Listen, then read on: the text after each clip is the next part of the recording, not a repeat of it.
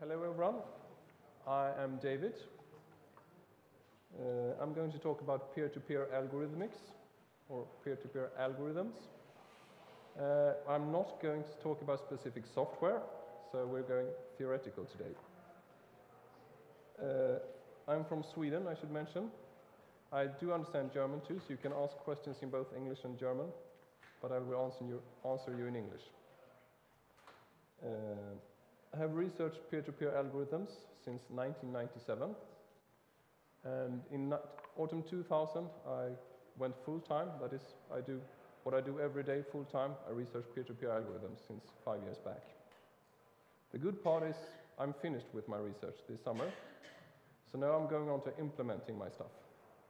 That will take another few years. I should mention, since everyone asking, okay, try this one.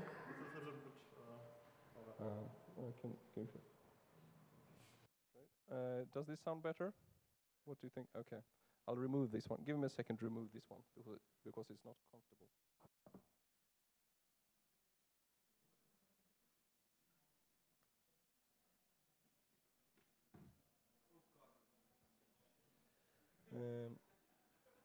So people in the last row, can you hear me now? Good, yeah. What?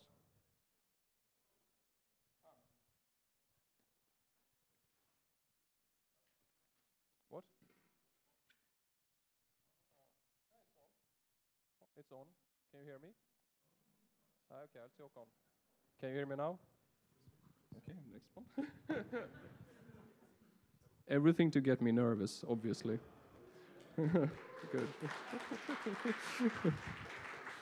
Now I lost my track, but what I'm doing now, since I've been a researcher for 5 years to solve these problems in peer-to-peer algorithmics, now I'm doing a peer-to-peer programming library. That is a module that other programmers can use to make peer-to-peer applications.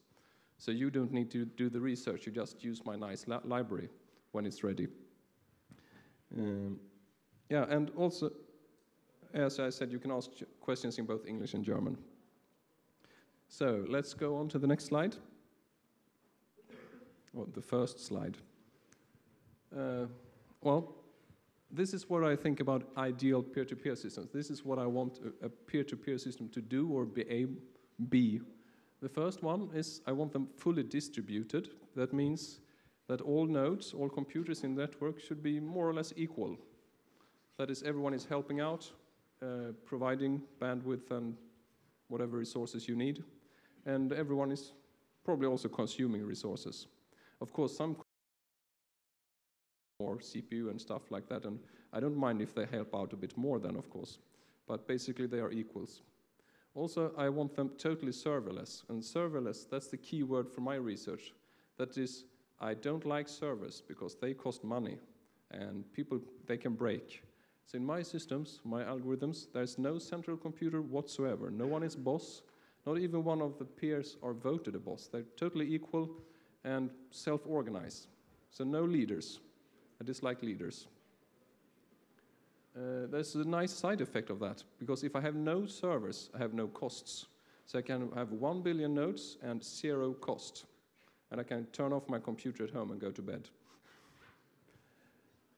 I want them fully scalable, and that means that they should be able to grow to millions or even billions of nodes without getting problems. So actually my algorithm works up to many billions of nodes now. I want them globally searchable.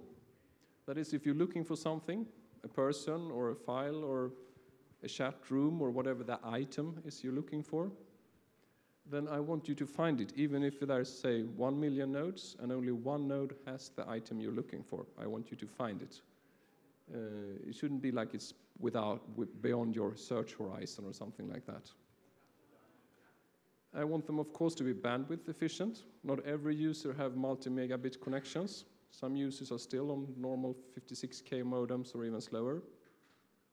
I want them to be robust, of course. I don't want them to crash and stuff like that. I want the network to go on whatever happens. Encryption, of course. I don't want other people to listening in what we're doing. Stealthy means that if someone is listening to your communications, they shouldn't be able to detect what kind of application you're running, preferably, or at least not what you're doing. And the last one, well, it would be nice if they're anonymous. And that's actually the easiest of all those, I think. You can make them anonymous too. But most of the algorithms I'm going to talk about are not about anonymity. But even anonymous networks that needs all those peer-to-peer algorithms to work.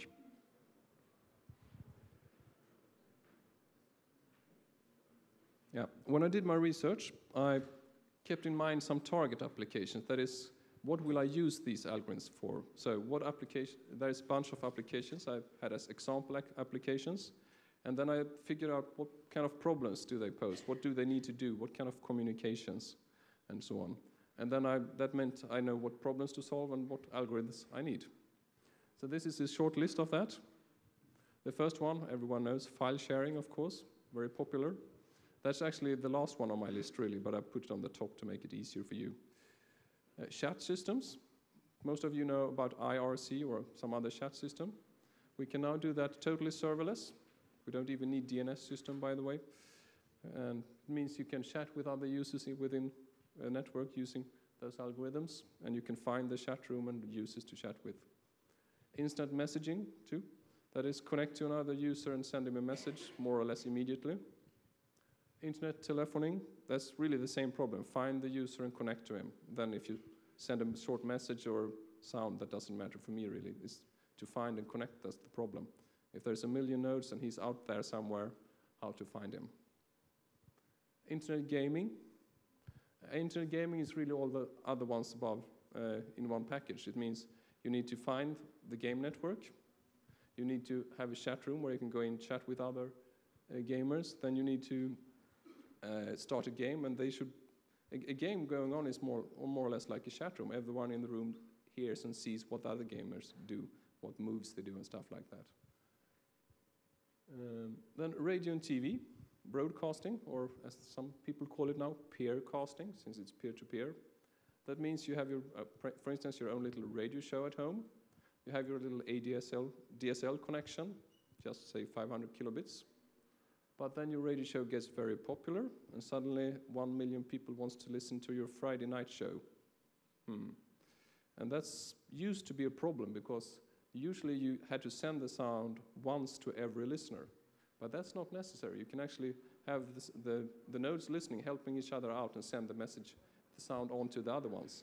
So actually, with a normal, slow, modern broadband connection, you can have 1 billion radio listeners.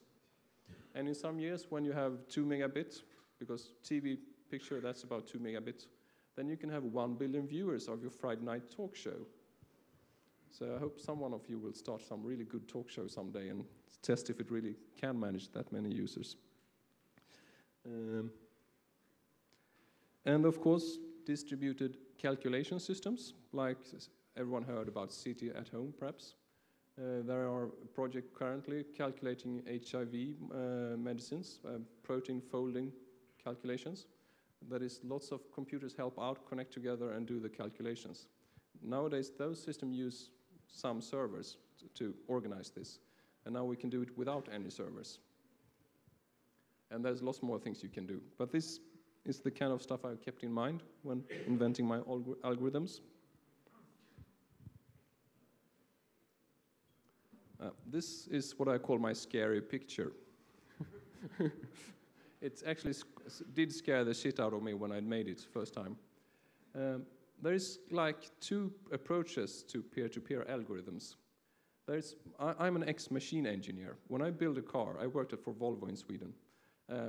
We have one part solving each problem. We have 4 wheels, we have an engine, we have many parts, each solving some problem. And when I build software and research, I think the same way. There is many problems, so I have one algorithm solving each problem. Sometimes, if I'm lucky, one algorithm may solve 3 problems.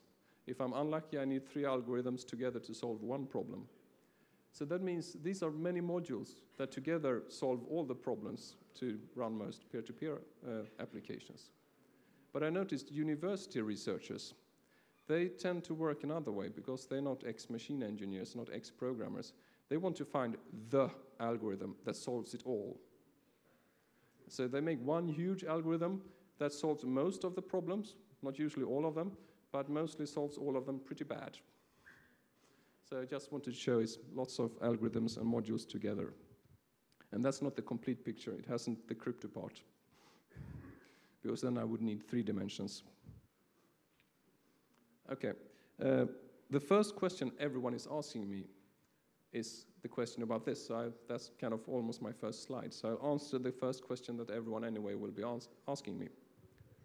If you have a serverless network that's used no servers, not even the DNS systems, how are you going to find the network? That's called bootstrapping. You need, of course, if you can find one of the nodes in the network, then of course that node can tell you about other nodes, and those other nodes can tell you about other nodes. So you need to find at least one of them. So how can we do that? Oh, sorry. Well, there's 2 approaches. Of course, the old one, old style, you can have a server on some fixed IP number or some domain name, so you look it up in the DNS system. But that's, of course, centralized and server-based, and that's not nice. So there is the serverless way to do it. Well, really what I do, when a node is on the network, it collects addresses of other nodes, and it also collects addresses of good nodes, that is nodes that is often online with the same IP number. And for me, a good node isn't a good node that is online 24/7. That's not necessarily a good node. A good node is a node that is online every now and then, say 1 hour a week, that's nice, but with the same IP number each time. So if a node is online 1 hour a week, that means it's online 4 hours a month. And if you collect thousands of such nodes, the next time you're going online, at least some of them will be online the next time too. So I collect thousands of good nodes and store that in a little file on disk. And next time the program uses that file and tries to connect to the nodes in that file, and hopefully some of them will be online and you will be connected. Now, of course, if it's the first time you run the program, you haven't been online and collecting nodes before, well, there's some simple solutions to that too. First of all, when you download your install package from a website or you get it on disk from a friend, you get the executables and you get your start list. So of course there's a start list included in the package, a list of good nodes. If your start list is too old, for instance the install package is very old, or you haven't been running the program for a year, then of course you need a fresh start list. But it's just a file, so you can go out, download it from some website, or you can go to some chat room, ask people, does anyone have a fresh start list for me? And if you can't do that because it's for some reason perhaps illegal or controversial, you can call your friends and ask them to come over with the disk too, with the start list. Now, I have a question. Oh, okay, sorry. I was hearing myself too much, but okay, good. He wanted me to speak closer to the microphone. Yeah, I do an additional trick with the start list. I actually store it in HTML format so people can publish it on their website if they want to help out, so people can get fresh start lists if they need it. But that's how to solve that problem. It's a well-known solution, but not everyone knows it. And it has been tested by many networks, so we know it works. Okay. When we design algorithms for peer-to-peer networking, we need to keep in mind some problems with the internet. The kind of problems that researchers tend to forget about because they are uncomfortable. The first problem is high node churn. That is, nodes, home computers, they tend to turn them off when they leave their home or when they go to bed, or they crash and stuff like that. Well, I know Linux people, you have your computers online 24/7, but that's just part of the world that does that. That's one problem. The other problem is that there's firewalls and NAT routers that is not properly configured. So many nodes can't receive incoming TCP connections. They can only do outgoing TCP connections. So that we have to keep in mind. And then there's the worst problem of them all, and not many people know about this. Actually, not all computers on the internet can reach all other computers. For instance, I myself, I live in Sweden. I can't reach northern Lebanon, but I can reach southern Lebanon. And that is due to